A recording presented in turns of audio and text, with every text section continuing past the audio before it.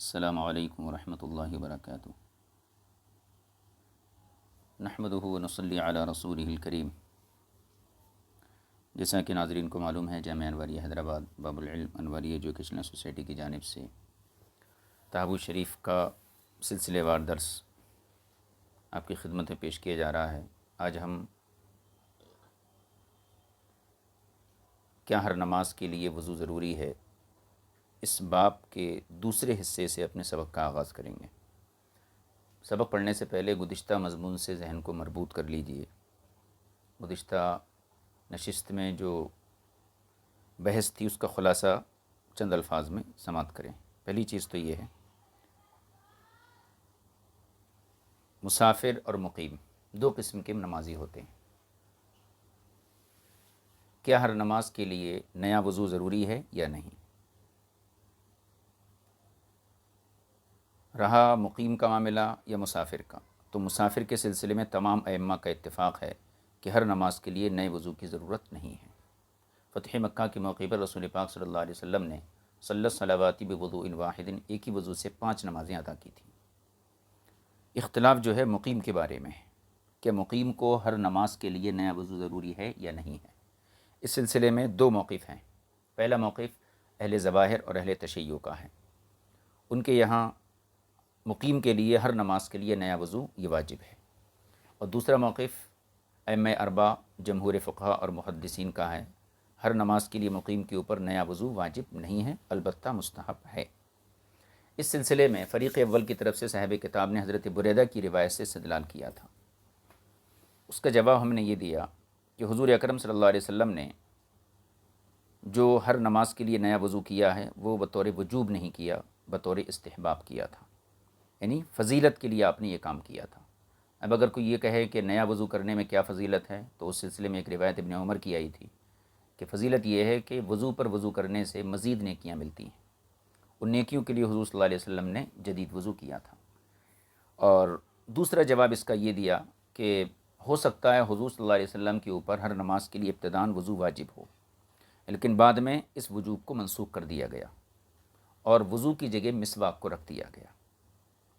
تو 2 احتمالات ہم نے ذکر کیے اور اس کے ذریعے ثابت کیا کہ ہر نماز کے شروع میں وضو کرنا یہ واجب نہیں ہے۔ جو دوسرا احتمال تھا وہ یہ تھا کہ ممکن ہے کہ حضور صلی اللہ علیہ وسلم پر ابتداً ہر نماز کے لیے وضو واجب ہو، بعد میں یہ منسوخ ہو گیا ہو۔ پھر منسوخ کی ہم نے ایک دلیل پیش کی تھی کہ حضور صلی اللہ تعالی علیہ وسلم کو ابتداً ہر نماز کے لیے امرا بالوضوء لکل صلاۃ، ہر نماز کے لیے وضو کا حکم دیا گیا تھا۔ فلما شق علیہ، جب یہ معاملہ حضور پر دشوار ہوا تو امر بالسواک عند کل صلاۃ، تو ہر نماز سے پہلے آپ کو مسواک کا حکم دیا گیا۔ اس کا مطلب کیا، وضو کے وجوب کو منسوخ کر دیا گیا اور مسواک کے حکم کو لازم کر دیا گیا۔ یہاں تک بات مکمل ہوئی تھی۔ اب یہ جو ہم نے دلیل دی کہ ابتداً وضو واجب تھا، بعد میں منسوخ کر دیا گیا، اس دلیل میں ہم نے 2 چیزیں ذکر کی تھیں۔ ایک چیز تو یہ تھی کہ حضور سے وضو کا وجوب منسوخ ہو گیا، دوسری چیز یہ تھی کہ وضو کی جگہ مسواک رکھ دی گئی۔ اب ایک معترض اعتراض کرتا ہے، اسی کو صاحب کتاب نے ابھی کتاب میں دیکھیے، فَإِنْ قَالَ قَائِلٌ فَهُوَ، فَإِنْ قَالَ آگے ہے اس کی عبارت، یہ پرانا مضمون تھا، یہاں سے دیکھیے، فَإِنْ قَالَ قَائِلٌ فَفِي هَذَا الْحَدِيثِ ایجاب السواک لکل صلاۃ فکیف لا توجبون ذلک وتعملون بکل الحدیث اذ کنتم قد عملتم ببعض۔ یہاں سے ایک اعتراض ہے کہ حدیث میں تو یہ آیا کہ حضور صلی اللہ علیہ وسلم پر ابتداً وضو واجب تھا ہر نماز کے لیے، بعد میں مسواک کے ذریعے اس وجوب کو ختم کر دیا گیا، تو گویا وضو کی جگہ اللہ تعالیٰ مسواک کو رکھ دیا۔ تو اس حدیث سے یہ ثابت ہوتا ہے پھر ہر نماز سے پہلے مسواک واجب ہونا چاہیے، حالانکہ آپ لوگ ہر نماز سے پہلے مسواک کو بھی واجب نہیں کہتے ہیں۔ تو گویا کہ آپ نے حدیث کے ایک حصے پر عمل کیا اور ایک حصے پر عمل نہیں کیا، یعنی حدیث کے جس حصے سے وضو کے وجوب کی منسوخیت سمجھ میں آ رہی تھی اس پر آپ نے عمل کیا، اور جس حصے سے مسواک کا وجوب سمجھ میں آ رہا تھا اس پہ آپ نے عمل نہیں کیا۔ یہ ایک اعتراض ہے جس کو صاحب کتاب نے یہاں نقل کیا۔ پہلے میں اس اعتراض کا ترجمہ کرتا ہوں، اس کے بعد اس کا جواب۔ فَإِنْ قَالَ قَائِلٌ، اگر کوئی اعتراض کرنے والا یہ اعتراض کرے ففی حاد الحدیثی ایجاب السواکی لکل صلاۃ، اس حدیث سے تو یہ معلوم ہوتا ہے کہ ہر نماز کے لیے مسواک واجب ہے. فکیف لا توجبون ذلک وتعملون بکل الحدیث، لیکن آپ لوگ اس پر عمل کیوں نہیں کرتے اور پوری حدیث پر عمل کیوں نہیں کرتے؟ فکیف لا توجبون ذلک، پھر آپ لوگ مسواک کو واجب کیوں نہیں قرار دیتے اور مکمل حدیث پر عمل کیوں نہیں کرتے؟ اذ کنتم قد عملتم ببعضہ، آپ لوگوں نے حدیث کے ایک حصے پر عمل کیا. یہ اعتراض ہو گیا. اس کا جواب صاحب کتاب کہتے ہیں اس کا جواب ہم دو طریقے سے دیں گے. پہلا طریقہ تو یہ ہے کہ ممکن ہے مسواک کا وجوب حضور اکرم صلی اللہ علیہ وسلم کے ساتھ خاص ہو، امت کے اوپر یہ واجب نہ ہو. جیسے کہ ابتداً ہر نماز کے لیے وضو حضور کے اوپر واجب تھا، امت کے اوپر واجب نہیں تھا. اسی طریقے سے ہر نماز سے پہلے مسواک کا وجوب یہ حضور کے لیے خاص ہو اور امت کے اوپر یہ واجب نہ ہو. ایک جواب تو یہ. دوسرا جواب یہ ہے کہ ہو سکتا ہے مسواک کے وجوب میں حضور صلی اللہ علیہ وسلم اور امت کا حکم ایک ہی ہو. ہر نماز سے پہلے مسواک واجب ہے، یہ حکم حضور کے لیے بھی ہو اور امت کے لیے بھی ہو. لیکن اس چیز کی تحقیق تک پہنچنے کے لیے صرف یہی ایک راستہ ہے کہ صحابہ اکرام کی روایات کو دیکھا جائے، کیونکہ اس میں عقل کا دخل نہیں ہے. صحابہ اکرام کے عمل کو دیکھا جائے. تو اس چیز کی حقیقت تک پہنچنے کے لیے پوری واقفیت ضروری ہے. اب ہم نے صحابہ اکرام کے آثار میں غور کیا کہ کیا کوئی ایسی چیز ملتی ہے جو اس بات پر دلالت کرے کہ حضور صلی اللہ علیہ وسلم کے ساتھ اس چیز کا وجود تھا اور امت اس سے مستثنیٰ تھی. جب ہم نے غور کیا تو ہمیں کچھ حدیثیں ایسی ملی جن سے یہ ثابت ہوتا ہے کہ اس کا وجوب حضور کے ساتھ خاص ہے. اس کا پہلے ترجمہ کر لیجئے. یہ دو احتمالات یہاں ذکر کیے، اس کا پہلے ترجمہ دیکھ لیجئے. قیل لہو، اس معترض سے کہا جائے گا قد یجوز ان یکون النبی صلی اللہ علیہ وسلم خص بالسواک لکل صلاۃ دون امتہ، کہ ممکن ہے کہ رسول پاک صلی اللہ علیہ وسلم کی ذات مسواک کے ساتھ خاص ہو، یعنی مسواک خص بالسواک لکل صلاۃ، ہر نماز کے لیے مسواک کرنا یہ حضور کے ساتھ خاص ہو، دون امتہ، امت پر واجب نہ ہو. ایک احتمال تو یہ ہے. دوسرا احتمال ویجوز ان یکونوا ہم وہوا فی ذلک سوا، کہ حضور اور حضور کی امت کا اس سلسلے میں ایک ہی حکم ہو، کہ حضور پر بھی واجب ہو اور امت پر بھی واجب ہو. ولیس یوصل الی حقیقت ذلک، اور اس بات کی حقیقت تک نہیں پہنچا جا سکتا مگر الا بالتوقیفی، مکمل واقفیت کے بعد. فاعتبرنا ذلک، لہٰذا ہم نے غور کیا. هل نجد فیہ شیء یدلنا علی شیء من ذلک، کیا کوئی ہم ایسی روایت پاتے ہیں جو ہمارے اس مضمون پر دلالت کرے اور ہماری رہنمائی کرے. چنانچہ ہمیں ایک حدیث ملی. اس حدیث سے یہ پتہ چلتا ہے کہ رسول پاک صلی اللہ علیہ وسلم پر اس کا وجوب تھا، لیکن امت اس کے وجوب سے مستثنیٰ ہے. وہ حدیث کیا ہے؟ حدیث پڑھیے. حدیث یہ ہے حدثنا فإذا علی بن معبد قد حدثنا، چنانچہ علی بن معبد نے ہم سے یہ حدیث بیان کی. پھر پوری سند ہے. قال حدثنا یعقوب بن ابراہیم قال حدثنا ابی عن ابن اسحاق قال حدثني عمی عبد الرحمن بن یسار عن عبید اللہ بن ابی رافع عن ابیہ ان رسول اللہ صلی اللہ تعالی علیہ وسلم. یہ سند ہو گئی. اب اس کی حدیث دیکھیے، اس کا جو متن ہے. عبداللہ بن ابی رافع اپنے والد سے روایت کرتے ہیں اور وہ حضرت علی سے روایت کرتے ہیں. حدیث کیا ہے؟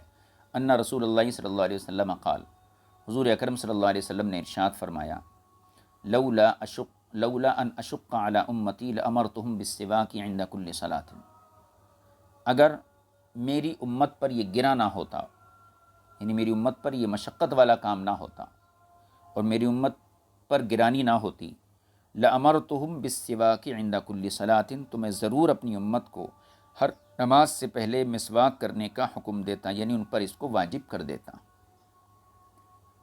اسی مضمون کی حدیثیں اب آگے ذکر کی ہیں. پوری حدیثیں پہلے پڑھ لیجیے، اس کے بعد اس کا خلاصہ خدمت میں عرض کیا جائے گا. دوسری حدیث حدثنا ابو بکرہ قال حدثنا یحیی بن حماد قال حدثنا ابو عوانة عن سلیمان قال حدثنا عبد الله بن يسار عن عبد الرحمن بن ابی لیلى قال حدثنا اصحاب محمد صلی اللہ تعالی علیہ وسلم عن نبی اللہ صلی اللہ تعالی علیہ وسلم مثل ذلك، یعنی عبد الرحمن بن ابی لیلہ کہتے ہیں کہ ہم سے حضور اکرم صلی اللہ علیہ وسلم کے صحابہ نے مرفوع روایتیں اسی سلسلے میں اسی مضمون کی نقل کی ہیں۔ اس کے بعد دیکھیے، حدثنا ابن مرزوق قال حدثنا عبد الله بن خلف الغفاری قال حدثنا ہشام بن حسان عن عبید اللہ عن نافع عن ابن عمر عن النبی صلی اللہ علیہ وسلم، یہ حضرت ابن عمر کی روایت ہے۔ مثلہ، اسی کی طرح، یعنی اوپر جو مضمون تھا لولا ان اشق علی امتی لامرتهم بالسواک عند کل صلاۃ، اسی مضمون کی حدیثوں کو 3 سندوں کے ساتھ گویا صاحب کتاب نے بیان کر دیا۔ قال ابو جعفر، آخری جو حدیث تھی یہاں پہ ابن مرزوق کی جو روایت ہے، اس کے بارے میں امام طحاوی کہتے ہیں ھذا حدیث غریب، یہ غریب حدیث ہے، ما کتبناہ الا عن ابن مرزوق، اس کو ہم نے صرف ابن مرزوق سے ہی محفوظ کیا ہے، یعنی اس میں غرابت ہے، یعنی ابن مرزوق کی طریق سے جو حدیث آئی ہے ان کی سند سے، اس میں غرابت ہے، باقی اوپر جو سندیں ذکر کی گئی ہیں اس میں کسی قسم کی غرابت نہیں ہے۔ ہوتا یہ ہے کہ اپنے دعوے کی تائید میں ایک شخص جو ہے 3 دلیلیں پیش کرتا ہے، 2 دلیلیں اصل ہوتی ہیں اور تیسری دلیل کو بطور مدد اس کے ساتھ شامل کر لیا جاتا ہے، تو وہ تیسری دلیل میں اگر کسی قسم کی کمزوری بھی ہے تو اصل دعوے کے اندر کمزوری نہیں آتی ہے، کیونکہ اصل جو ثبوت ہوتا ہے وہ پہلی دلیلوں سے ہوتا ہے۔ تو پہلے جو 2 حدیثیں ذکر کی گئیں یا 3 حدیثیں، ان میں کسی قسم کی کوئی کمزوری نہیں ہے۔ اب دیکھیے، امام طحاوی نے یہاں یہ روایتیں ذکر کی اس سلسلے میں کہ حضور اکرم صلی اللہ تعالی علیہ وسلم پر مسواک ہر نماز کے لیے واجب تھی، امت پر واجب نہیں تھی، اور اس سلسلے میں حضور اکرم صلی اللہ علیہ وسلم کی یہ روایتیں ذکر کی گئیں اس چیز کو ثابت کرنے کے لیے۔ امام جعفر ابو طحاوی کہتے ہیں، اس کے بعد اور ایک حدیث یہاں بیان کرتے ہیں، بیچ میں ابن مرزوق کی حدیث آئی تو اس کی سند کے حوالے سے آپ نے یہ وضاحت کر دی۔ آگے کی حدیث دیکھیے، حدثنا علی بن معبد، یہی روایت ہے جس کے بارے میں اوپر امام طحاوی نے اس روایت پر جو ہے زیادہ اعتماد ظاہر کیا اور کہا کہ جب ہم آثار کو دیکھتے ہیں تو علی بن معبد کی ہمیں روایت مل جاتی ہے۔ حدثنا علی بن معبد قال حدثنا یعقوب بن ابراہیم قال حدثنا ابی عن ابن اسحاق عن محمد بن ابراہیم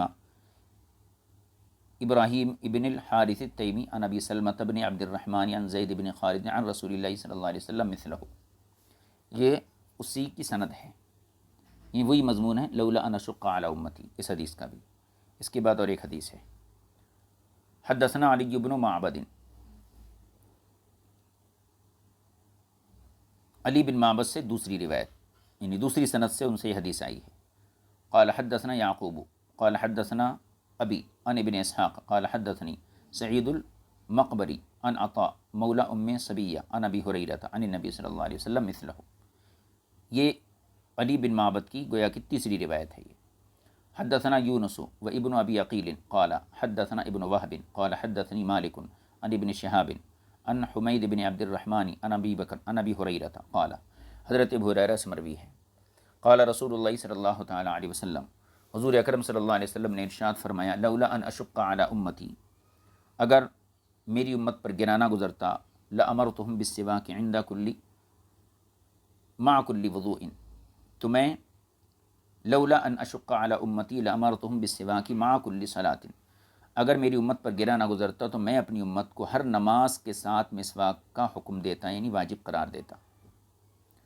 آگے کی حدیث اسی مضمون کی، حدثنا ابن مرزوق قال حدثنا بشر بن عمر قال حدثنا مالک عن ابن شہاب عن حمید بن عبد الرحمن عن ابی ہریرہ، یہ بھی حضرت ابو ہریرہ کی روایت، ان رسول اللہ صلی اللہ علیہ وسلم قال، لولا ان اشق علی امتی لامرتہم بالسواک مع کل وضوء، اگر میری امت پر گرا نہ گزرتا تو میں ہر وضو کے ساتھ مسواک کا حکم دیتا۔ حدثنا یونس قال حدثنا انس بن इयाद अन मोहम्मद इब्न अमर अन अबी सलमता अन अबी हुरैरा अन नबी सल्लल्लाहु अलैहि वसल्लम क़ाला। हज़रत अबू हुरैरा हज़रत हुज़ूर सल्लल्लाहु अलैहि वसल्लम से रिवायत करते हैं कि हुज़ूर ने फरमाया, लौला अन अशुक्क अला उम्मती, अगर मेरी उम्मत पर गिरा ना गुज़रता, लअमरतुहुम बिस्सिवाक इंद कुल्लि सलातिन, तो मैं हर नमाज के वक्त उनको मिसवाक करने का हुक्म देता।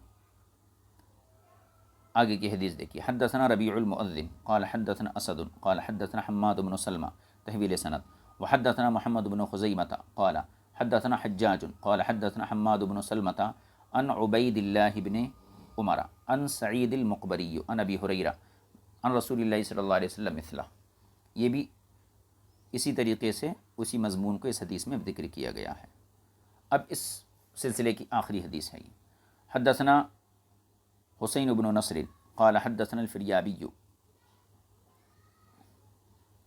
क़ाल हद्दसना इब्न उयैना अन अबी ज़िन्नादी अन अल-अअरज अन अबी हुरैरा यरफ़उहु मिस्लहु। हज़रत अबू हुरैरा से आरज जो हैं मरफ़ूअन ये हदीस रिवायत करते हैं। ये चंद रिवायतें हो गईं। इन तमाम रिवायतों में एक जुमला बार बार आया है, लौला अन अशुक्क अला उम्मती लअमरतुहुम बिस्सिवाक इंद कुल्लि सलातिन। तो मुख्तलिफ़ सनदें इस हदीस की ज़िक्र की गई ताकि इस मज़मून के अंदर क़ुव्वत पैदा हो जाए। अब इस्तिदलाल सुनिए। इमाम तहावी फरमाते हैं, फ़सबत बिक़ौलिही सल्लल्लाहु अलैहि वसल्लम लौला अन अशुक्क अला उम्मती लअमरतुहुम बिस्सिवाक इंद कुल्लि सलातिन, कि हुज़ूर सल्लल्लाहु अलैहि वसल्लम के इस इरशाद से, कौन से इरशाद से, लौला अशुक्क अला उम्मती, इस इरशाद से ये साबित हो गया अन्नहु लम यअमुरहुम बिज़ालिक, कि हुज़ूर ने सहाबाए किराम को इस बात का हुक्म नहीं दिया था। किस बात का? हर नमाज से पहले वुज़ू मिसवाक करने का हुक्म वजूब के तौर पर नहीं दिया था। व अन्ना ज़ालिका लैसा अलैहिम, और हर नमाज से पहले सहाबा के ऊपर यानी उम्मत के ऊपर मिसवाक वाजिब नहीं थी। व फिर इर्तिफ़ाई ज़ालिका अन्हुम, और उम्मत से, अनहुम का मर्जा उम्मत या सहाबा, और उम्मत से मिसवाक के वजूब को उठा लेने में, हालांकि वह हुवल मजऊल बदलम मिनल वुज़ू लिकुल्लि सलातिन, हालांकि मिसवाक को हर नमाज के वक्त वज़ू के कायम मकाम रखा गया कि वज़ू को मनसूख कर दिया, वज़ू के वजूब को मनसूख कर दिया गया और वज़ू की जगह मिसवाक को रखा गया। हालांकि मिसवाक जो है वज़ू का बदल है हर नमाज से पहले। तो ये बीच में जुमला मोतरज़ा की जो वजाहत है, ये असल में इबारत ऐसी, वफ़ी फिर इर्तिफ़ाई ज़ालिका अन्हुम दलील, ऐसा है, यानी उम्मत से मिसवाक के वजूब को उठा लेने में, हालांकि मिसवाक हर नमाज के वक्त वज़ू का बदल है, उठा लेने में दलील है। किस बात की? अला अन्नल वुज़ूअ लिकुल्लि सलातिन लम यकुन अलैहिम, कि हर नमाज के लिए वज़ू करना उम्मत पर, सहाबा पर वाजिब नहीं था। वला उमिरू बिह, और ना वो इस बात का हुक्म दिए गए थे। व अन्नल मामूर बिहिन नबी सल्लल्लाहु अलैहि वसल्लम दूनहम, और हर नमाज से पहले मिसवाक का जो वजूब है, जो हुक्म है, वो हुजूर के लिए है, दूनहम उम्मत के लिए नहीं है। व अन्न हुक्महु कान फ़ी ज़ालिका गैरु हुक्मिहिम, और हुजूर का हुक्म इस सिलसिले में उम्मत के हुक्म के अलावा है।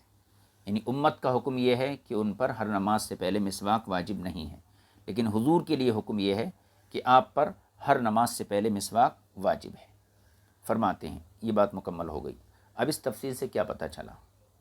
ऊपर जो एतराज़ किया गया था कि आपने जो हदीस ज़िक्र की हर नमाज से पहले वज़ू का वजूब मनसूख हो गया है, तो उस हदीस में दो बातें थीं। एक तो ये थी कि पहले वज़ू का हुक्म दिया गया, बाद में जब मामला शाख हुआ तो जो है अल्लाह ताला हुज़ूर सल्लल्लाहु अलैहि वसल्लम को मिसवाक का हुक्म दिया। तो उस पर एतराज़ किया कि आपने मनसूख वाले हिस्से पर अमल किया और मिसवाक वाले हिस्से पर अमल नहीं किया। हदीस का तकाज़ा तो ये है कि हर नमाज से पहले अगर वज़ू मनसूख हो चुका है तो फिर मिसवाक का हुक्म दिया जाए। तो उसका जवाब साहिब किताब ने ये दिया कि मुमकिन है कि हर नमाज से पहले मिसवाक करने का वजूब ये हुजूर की ज़ात के साथ ख़ास हो, जैसे कि हर नमाज से पहले वज़ू करने का हुक्म हुजूर की ज़ात के साथ ख़ास था। ये एहतमाल ज़िक्र किया, और ये एहतमाल ज़िक्र करने के बाद इस एहतमाल की तायीद में साहिब किताब ने लौला अन अशुक्क अला उम्मती लअमरतुहुम बिस्सिवाक इंद कुल्लि सलातिन की रिवायात को ज़िक्र किया। तो इन रिवायात से ये पता चला कि मिसवाक का वजूब हुजूर के साथ ख़ास था, امت پر وہ واجب نہیں ہے، اور اس سلسلے میں حضور کا حکم الگ ہے اور امت کا حکم الگ ہے۔ فہذا وجہ هذا الباب من طریق تصحیح معانی الآثار، صاحب کتاب فرماتے ہیں کہ اس باب میں جو روایتیں گزری ان کے معنی کی تصحیح کا یہ طریقہ ہے۔ فہذا وجہ هذا الباب من طریق تصحیح معانی الآثار، اس باب کی روایات کے معنی کی تصحیح اسی طریقے سے ہوگی۔ یہ گویا کہ حدیث کی زبان میں گفتگو ہو گئی۔ وقد ثبت بذلك ارتفاع وجوب الوضوء لكل صلاة، اور ان دلائل سے اور اس بحث سے یہ ثابت ہو گیا کہ ہر نماز کے لیے وضو کا وجوب یہ مرتفع ہو چکا ہے، ختم ہو چکا ہے۔ اب رہا قیاس، یہ ساری گفتگو تھی حدیث کی زبان میں۔ اب قیاس کے طور پر اگر دیکھیں، جب بھی یہی سمجھ میں آتا ہے کہ ہر نماز سے پہلے وضو واجب نہیں ہے، جب تک وضو نہ ٹوٹے مصلی کے اوپر، نمازی کے اوپر وضو کرنا یہ واجب نہیں ہے۔ اس کے ثبوت کا ایک طریقہ تو گزر گیا کہ حدیث کے ضمن میں اس کو بیان کر دیا تفصیل کے ساتھ۔ اب اس کی گویا کہ عقلی دلیل اور امام طحاوی کی، جس کو نظر بولتے ہیں، نظر طحاوی کے تحت عقلی طور پر اس کو سمجھنے کی کوشش کریں کہ عقل بھی یہی تقاضا کرتی ہے کہ ہر نماز کے لیے جدید وضو واجب نہ ہو۔ کیسے؟ پہلے اس کا مضمون میں ذکر کر دیتا ہوں، اس کے بعد ترجمہ کرتا ہوں۔ دیکھیے، امام طحاوی کہتے ہیں کہ ہم نے غور کیا تو ہمیں معلوم ہوا کہ وضو حدث سے طہارت کا نام ہے۔ وضو جو ہے ناپاکی سے پاک ہونے کا نام ہے۔ اب احداث سے طہارات کے حکام پر غور کیا، یعنی ناپاکیوں سے طہارتوں کے احکام پر غور کیا، تاکہ ہمیں طہارت کا حکم اور طہارت کو توڑنے والی چیزوں کا حکم بخوبی معلوم ہو جائے۔ جب ہم نے غور کیا تو طہارت کی کل دو قسمیں ہیں، ایک غسل اور دوسری قسم ہے وضو۔ غسل ان لوگوں پر لازم ہوتا ہے جو جنابت اور جمع کر چکے ہوں، اور وضو ان لوگوں پر واجب ہوتا ہے جو بول و بازار، یعنی پیشاب اور پاخانہ وغیرہ سے فارغ ہوں۔ تو طہارتیں گویا دو قسم کی ہیں، غسل اور وضو۔ اب ہم نے غور کیا کہ طہارت کے توڑنے کے اسباب کیا ہیں، یعنی پاکی کو توڑنے کے اسباب کیا ہیں۔ تو ہم نے غور کیا کہ غسل کو توڑنے والی چیز جماع اور جنابت ہے، اور وضو کو توڑنے والی چیزیں جو ہیں خروج ریح ہے، پیشاب ہے اور بزار ہے، یہ تمام چیزیں جو ہیں وضو کو توڑتی ہیں۔ لیکن وقت کا گزرنا یہ نہ غسل کو توڑتا ہے نہ وضو کو توڑتا ہے، یعنی نہ چھوٹی طہارت کو توڑتا ہے نہ بڑی طہارت کو توڑتا ہے۔ تو ہم نے غور کیا کہ طہارتیں دو قسم کی ہیں، غسل اور وضو، اور ان کے وجوب کا طریقہ بھی ایک ہی ہے۔ جنابت اور جماع سے یا احتلام سے غسل واجب ہوتا ہے، اور چھوٹی ناپاکی سے وضو واجب ہوتا ہے۔ لیکن دونوں میں ایک چیز مشترک ہے کہ وقت کے گزرنے سے نہ غسل ٹوٹتا ہے نہ وضو ٹوٹتا ہے، یعنی نہ غسل واجب ہوتا ہے نہ وضو واجب ہوتا ہے۔ تو جب غسل کے لیے وقت ناقض غسل نہیں ہے، یعنی وقت کے گزرنے سے جب غسل نہیں ٹوٹتا ہے، تو وقت کے گزرنے سے وضو کیوں ٹوٹیں گا؟ وضو کیوں ٹوٹیں گا؟ کیونکہ غسل بھی طہارت ہے اور وضو بھی طہارت ہے۔ جب غسل پر وقت کا گزرنا اثر انداز نہیں ہوتا ہے تو وضو کے اوپر بھی وقت کا گزرنا اثر انداز نہیں ہو سکتا، نہیں ہونا چاہیے۔ اب آپ دیکھیے، ظہر میں کسی شخص نے وضو کیا، ہم یہ کہتے ہیں کہ اگر اس کو کوئی حدث لاحق نہیں ہوا ہے تو عصر کا وقت آنے تک اس کا وضو باقی رہے گا، پھر عصر کے بعد سے مغرب تک اس کا وضو باقی رہے گا اگر کوئی حدث لاحق نہ ہو۔ لیکن اہل ظواہر، اہل تشیع کیا کہتے ہیں کہ نہیں، ظہر سے لے کر عصر تک جو ہے عصر کے لیے اس کو نیا وضو کرنا پڑے گا، نیا وضو کرنا ضروری ہے۔ تو اس سے کیا پتہ چلا؟ اس سے پتہ چلا کہ وقت کے گزرنے سے اس کا وضو ٹوٹ گیا ان کے نزدیک، حالانکہ یہ بات طے ہے کہ وقت کے گزرنے سے طہارت ٹوٹتی نہیں ہے، طہارت کے توڑنے میں وقت کو کوئی دخل نہیں ہے، جیسے کہ غسل ہے، غسل بھی ایک طہارت ہے، تو جب غسل وقت کے گزرنے سے نہیں ٹوٹتا ہے تو پھر وضو بھی وقت کے گزرنے سے نہیں ٹوٹے گا۔ پہلے اس دلیل کو پڑھ لیجئے، اس کے بعد دوسری دلیل ہے اس کو ذکر کیا جائے گا۔ دیکھیے، وہ اما وجہ ذالک من طریق نظری، اور اس مضمون کے ثبوت کا جو عقلی طریقہ ہے وہ یہ ہے، فإن رأینا الوضوء طہارۃ من حدث، ہم نے دیکھا کہ وضو یہ ناپاکی سے پاکی کا نام ہے، یعنی حدث سے طہارت کا نام ہے۔ فأردنا ان ننظر فی الطہارات، تو ہم نے چاہا کہ ہم تمام طہارتوں میں غور کریں، من الاحداث کیف حکمها، یعنی ناپاکیوں سے جو پاکیاں حاصل کی جاتی ہیں، یعنی احداث سے جو پاکی حاصل کی جاتی ہے، حدث اصغر، حدث اکبر، ایسی طہارت اکبر، طہارت اصغر، وضو طہارت اصغر، غسل طہارت اکبر۔ تو فأردنا ان ننظر فی الطہارات من الاحداث کیف حکمها، تو ہم نے غور کیا طہارات، ان طہارات کے بارے میں جو احداث سے واجب ہوتی ہیں، کیف حکمها، کہ ان طہارات کا حکم کیا ہے، ومن الذی ینقضها، اور وہ کون سی چیزیں ہیں جو طہارتوں کو توڑتی ہیں، یعنی وضو اور غسل کو کون سی چیزیں توڑتی ہیں۔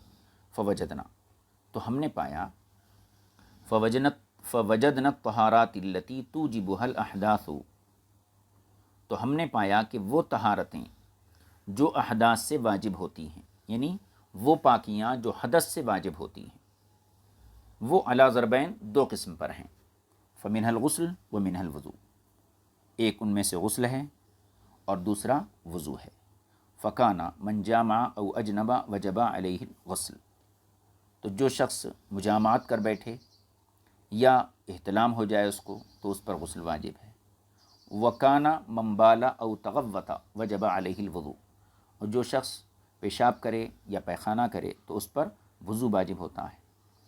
فکان الغسل الواجب بما ذکرنا لا ينقضه مرور الاوقات ولا ينقضه الا الاحداث، تو وہ غسل جو واجب ہے، جیسا کہ ہم اوپر ذکر کریں، یعنی جماع اور احتلام سے جو غسل واجب ہے، لا ينقضه مرور الاوقات، تو وقت کا گزرنا اس غسل کو نہیں توڑتا ہے، ولا ينقضه الا الاحداث، اور اس کو سوائے حدث کے کوئی چیز نہیں توڑتی ہے، یعنی احداث ہی اس کو توڑتے ہیں۔ احداث کون ہے یہاں پر؟ مجامعات اور احتلام۔ فلما ثبت ان حکم الطہارۃ من الجماع والاحتلام کما ذکرنا، تو جب یہ ثابت ہو گیا کہ جماع اور احتلام سے حاصل ہونے والی ناپاکی کی پاکی کا حکم وہی ہے جیسا کہ ہم نے ذکر کیا، کانا فی النظری ایضا، تو غور و فکر کا نتیجہ یہ ہے، ان یکون حکم الطہارات من سائر الاحداث کذالک، کہ دوسری ناپاکیوں سے بھی پاکی کا یہی طریقہ ہوگا۔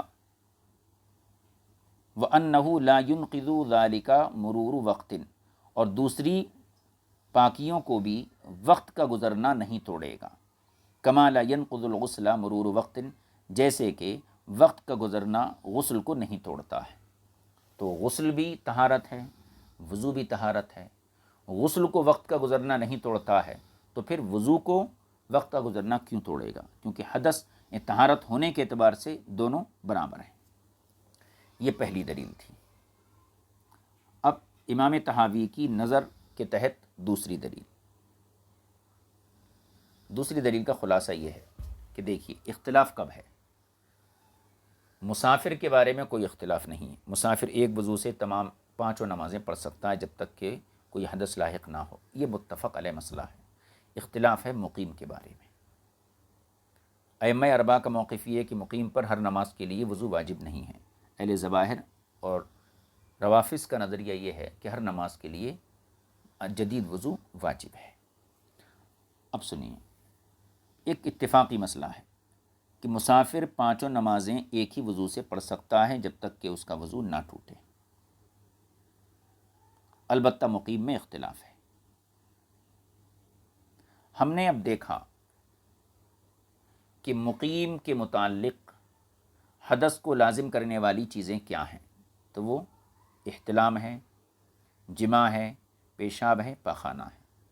جماع اور احتلام سے غسل، اور پیشاب اور پاخانے سے وضو۔ تو مقیم کے لیے جو ناقض طہارت ہیں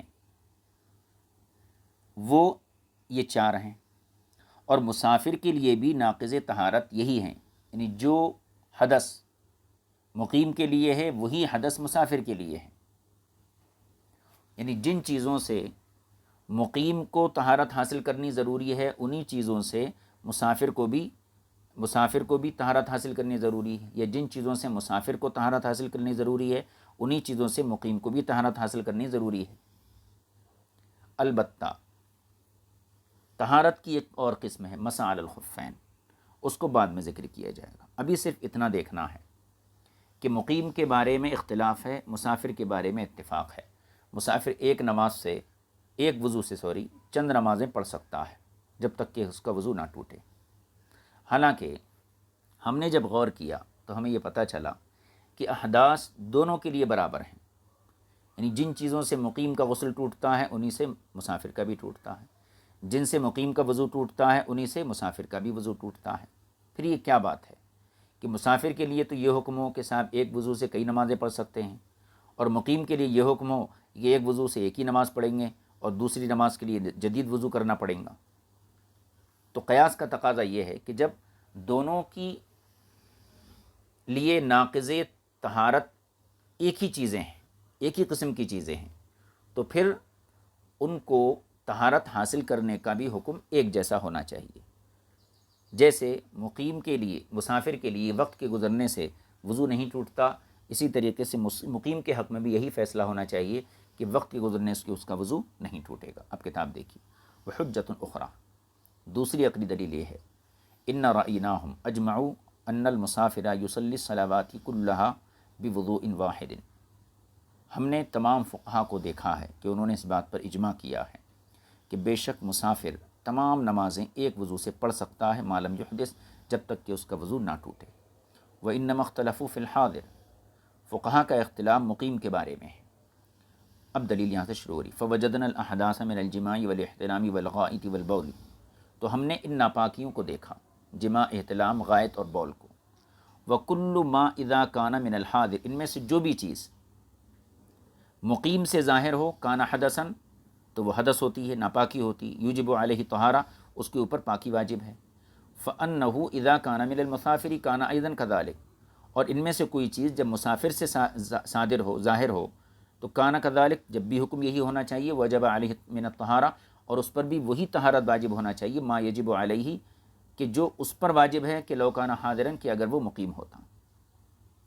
ورأینا، اب یہاں سے ایک گویا کہ دلیل بھی ہے یہ، اور ایک شبے کا ازالہ بھی ہے، اس طور پر کہ ہم نے کہا کہ ہم نے طہارتوں پہ غور کیا تو وہ 2 نکلی، ایک غسل ہے، ایک وضو ہے، اور تیسری طہارت ہے مسح علی الخفین، یعنی پیروں پر مسح کرنا۔ اس سے بھی یہی ثابت ہوتا ہے کہ مقیم اور مسافر کا حکم ایک جیسا ہونا چاہیے۔ کیسے؟ دیکھیے،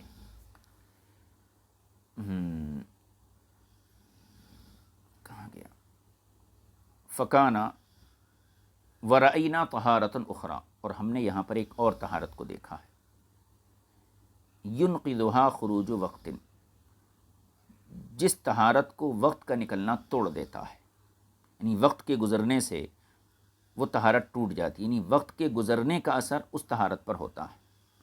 اور وہ طہارت کون سی؟ وہی المسح علی الخفین، اور یہ طہارت مسح علی الخفین ہے۔ مسح علی الخفین، موزوں پر مسح کرنے کی مدت ہے مسافر کے لیے 3 دن 3 رات تک۔ اب 3 دن 3 رات گزرنے کے بعد خود بخود پیروں کی طہارت ٹوٹ جائیں گی اور نکال کے دھونا پڑیں گا، اور مقیم کے لیے 1 دن 1 رات۔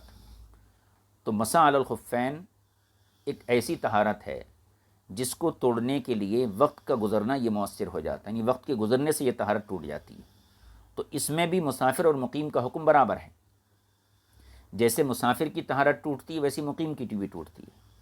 وقت کے گزرنے سے مقیم کی طہارت بھی ٹوٹتی ہے اور مسافر کی طہارت بھی ٹوٹتی ہے۔ فرق کیا ہے؟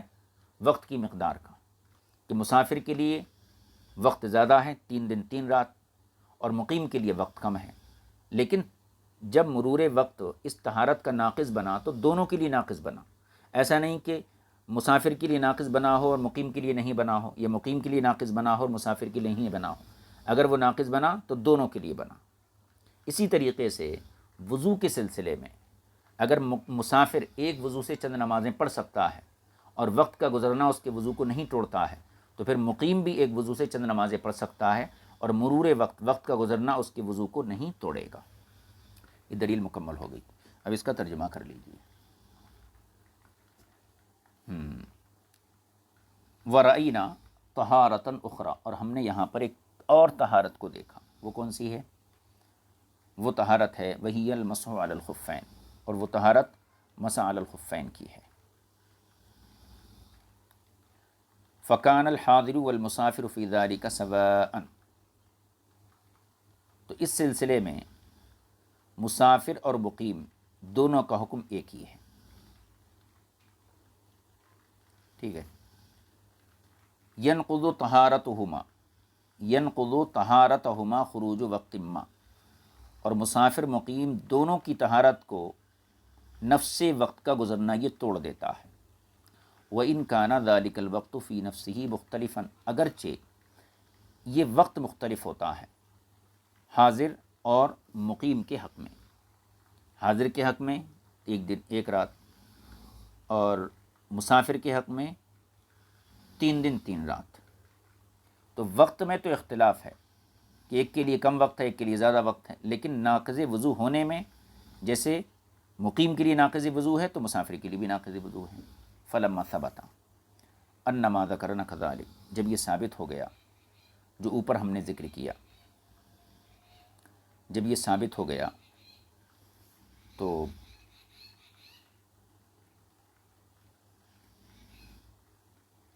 کہاں گیا؟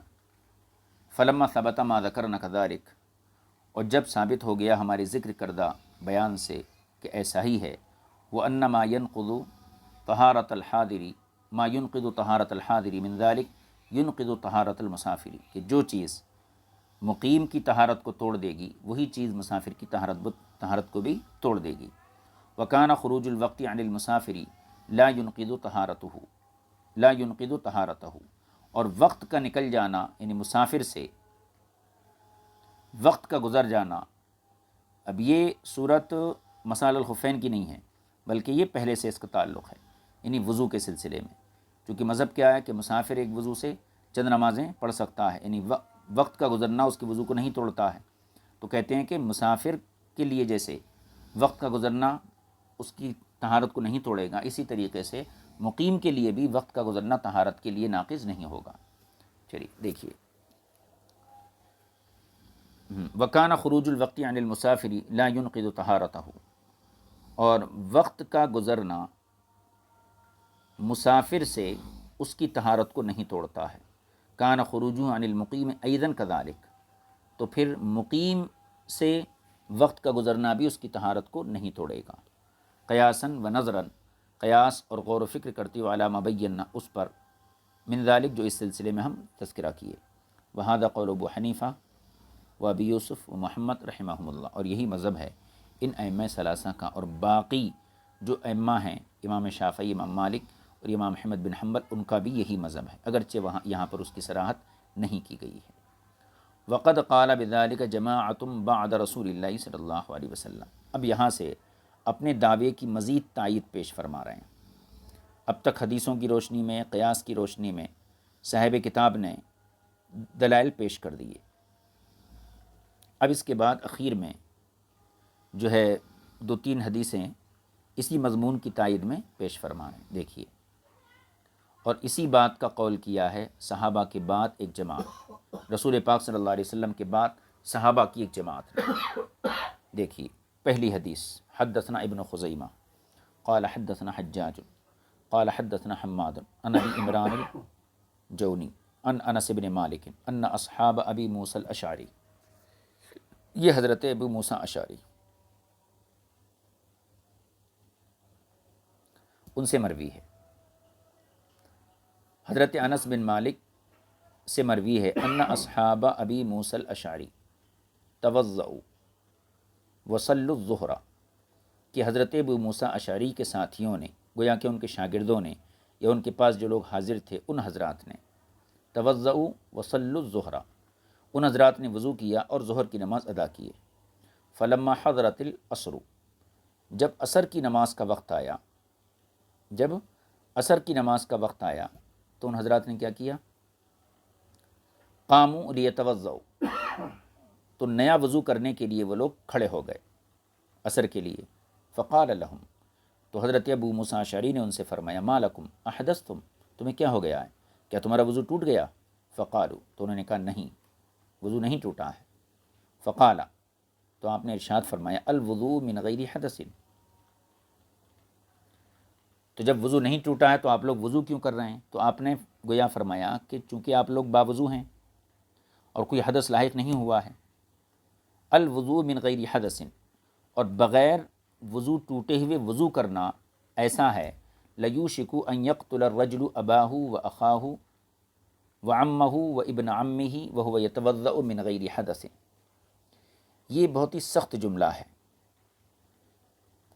یعنی وضو ہے آپ کا اور وضو ہوتے ہوئے آپ جو ہے مزید وضو کر رہے ہیں، تو یہ ایسا ہے جیسے کوئی شخص اپنے مورث کو قتل کر کے اس کی ترکے سے اپنے آپ کو محروم کر لے. تو ہم نے فرمایا لیوشک ان یقتل الرجل اباہ، یہ ایسا ہے کہ جیسے آدمی اپنے باپ کو قتل کر کے اس کی وراثت سے محروم ہو جائے، واخا اپنے بھائی کو قتل کر کے اس کی وراثت سے محروم ہو جائے، اپنے چچا کو قتل کر کے یا اپنے چچا زاد کو قتل کر کے اس کی وراثت سے محروم ہو جائے. وہو یتوضأ من غیر حدث، اور یہ ایسا کب ہے جیسے کوئی شخص بغیر وضو ٹوٹے ہوئے وضو کرے. مطلب یہ ہے جب آپ کا وضو ہے تو آپ مزید وضو کیوں کر رہے ہیں؟ یہ ایسا ہی ہے جیسے باپ زندہ ہے تو آپ کو وراثت ملیں گی، اور باپ کو آپ نے قتل کر دیا تو ایسی صورت میں باپ کی وراثت سے آپ محروم ہو گئے. تو اتنا سخت جملہ حضرت ابو موسیٰ اشعری نے ان لوگوں کے لیے کہا کہ جو لوگ باوضو تھے پھر نئی نماز کے لیے دوسری نماز کے لیے نیا وضو کر رہے تھے. اس سے گویا کہ شدت کا نتیجہ یہ ہے، اور یہ بتانا مقصود ہے کہ ہر نماز کے لیے نیا وضو کرنا یہ واجب نہیں ہے. اس کا یہ مطلب بھی نہیں ہے کہ حضرت ابو موسیٰ اشعری کے لیے وضو کرنا حرام یا ناجائز ہو، یہ مقصد ہرگز نہیں ہے، بلکہ اس چیز کو جس کو لوگ واجب سمجھ رہے تھے اس وجوب کے نظریے کو ختم کرنے کے لیے آپ نے اس شدت کا اظہار فرمایا. آگے کی حدیث دیکھیے. حدثنا ابو بکرۃ قال حدثنا ابو داود قال حدثنا شعبۃ عن عمرو بن عامر قال سمعت انس یقول، عمر بن عامر کہتے ہیں کہ میں نے حضرت انس سے سنا. یہ تمام روایتیں صحابہ کی ہیں. فرماتے ہیں کننا نصلی الصلوات کلھا بوضوء واحد ما لم نحدث، ہم تمام نمازیں ایک ہی وضو سے پڑھتے تھے جب تک کہ ہمارا وضو نہیں ٹوٹ جاتا. اس سے بھی یہ پتہ چلتا ہے کہ صحابہ کا عمل بھی یہی تھا کہ وقت کے گزرنے سے وضو نہیں ٹوٹتا ہے اور مقیم ایک ہی وضو سے مختلف نمازیں ادا کر سکتا ہے. اور اس کے بعد کی حدیث دیکھیے. حدثنا ابن مرزوق قال حدثنا عبد الصمد بن عبد الوارث قال حدثنا شعبۃ فذكر باسناده مثله، اس سند کے ساتھ بھی اسی مضمون کو اسی حدیث کو بیان کیا گیا ہے. غیر انہ لم یذکر اکرمہ، لیکن اس سند میں جو ہے اکرمہ کا تذکرہ نہیں ہے. اوپر والی حدیث میں اکرمہ راوی آئے ہیں، اس میں اکرمہ راوی نہیں ہے. وزادہ، اور اس روایت میں اس چیز کا اضافہ بھی ہے وکان علی بن ابی طالب رضی اللہ عنہ یتوضأ لکل صلاۃ، کہ حضرت علی کرم اللہ تعالی وجہ الکریم ہر نماز کے لیے نیا وضو کرتے تھے. ویتلو، اور اس کے بعد یہ آیت تلاوت کرتے تھے اذا قمتم الی الصلاۃ فاغسلوا وجوہکم وایدیکم، آخری آیت تک. اب اس آخری حدیث پر تھوڑا سا کلام ہے. کلام یہ ہے، یہ آیت اور یہ حدیث دراصل اہل تشیع اور اہل ظواہر کی ایک دلیل ہے جس کو ہم نے شروع باب میں ذکر کر دیا تھا، اور اجمالاً اس کا جواب بھی وہاں پیش کر دیا تھا. جو حضرات یہ کہتے ہیں ہر نماز کے لیے وضو واجب ہے، تو ان کی ایک دلیل تو شروع میں گزری حضرت بریدہ کی روایت، اس کے جوابات ہو گئے. دوسری دلیل قرآن کی اس آیت سے دیتے ہیں وہ لوگ. کس طریقے سے؟ اللہ تعالیٰ فرمایا یا ایھا الذین آمنوا اذا قمتم الی الصلاۃ، جب تم نماز کے لیے کھڑے ہو فاغسلوا، تو وضو کرو. تو اس سے پتہ یہ چلتا ہے کہ جب جب انسان نماز کے لیے آئے تو اس کے اوپر وضو واجب ہے، وضو واجب ہے. اور حضرت علی کے عمل سے اس کی تائید ہوتی ہے. حضرت علی کرم اللہ تعالی وجہ الکریم ہر نماز کے لیے وضو کیا کرتے تھے، اور وضو کرنے کے بعد اس آیت کو آپ نے تلاوت کیا، تو گویا کہ حضرت علی نے اپنے عمل کی تائید اس آیت کریمہ سے کی ہے. یہ سوال ہو گیا اور یہ دلیل ہو گئی ان کی. اب اس کا جواب سنیے. جواب یہ ہے اذا قمتم الی الصلاۃ، جو اللہ فرمایا ہے یہ جو ہے مقیم اور مسافر دونوں کا اس سے تعلق ہے، یعنی دونوں کو خطاب ہے کہ چاہے وہ مقیم ہوں چاہے وہ مسافر ہوں، جب تم نماز کے لیے کھڑے ہو تو وضو کرو۔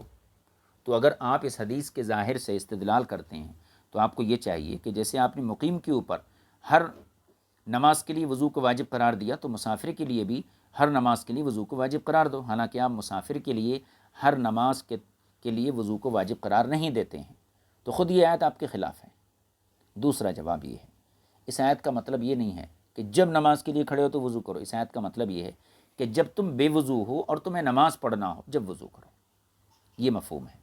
اور رہا حضرت علی کے عمل کا جواب، حضرت علی میں ہر نماز کے لیے نیا وضو کرتے تھے، اس کی وجہ یہ ہے کہ خود حضرت علی کے الفاظ اسی روایت کے اخیر میں موجود ہیں، انہو کان رجلا مذاءً، یعنی حضرت علی کرم اللہ تعالی وجہ الکریم کو جو ہے کثرت سے مزی کا خروج ہوتا تھا، اور اس عارضے کے سبب آپ ہر نماز سے پہلے وضو کیا کرتے تھے۔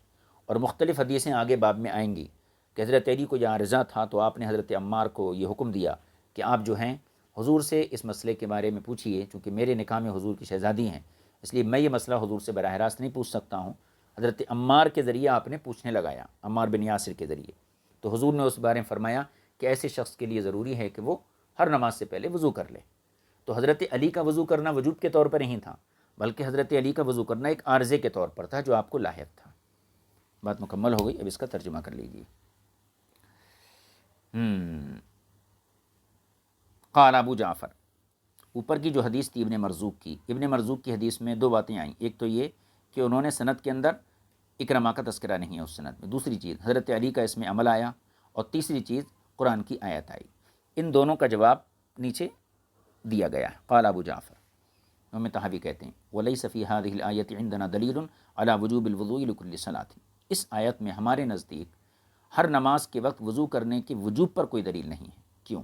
لأنه قد يجوز، کیونکہ ممکن ہے، ان یکون قوله ذلك علی القیام وهم محدثون، ممکن ہے کہ یہ حکم اس صورت میں ہو جب کہ لوگ نماز پڑھنا چاہیں اور وہ ناپاک ہوں، یعنی بے وضو ہوں۔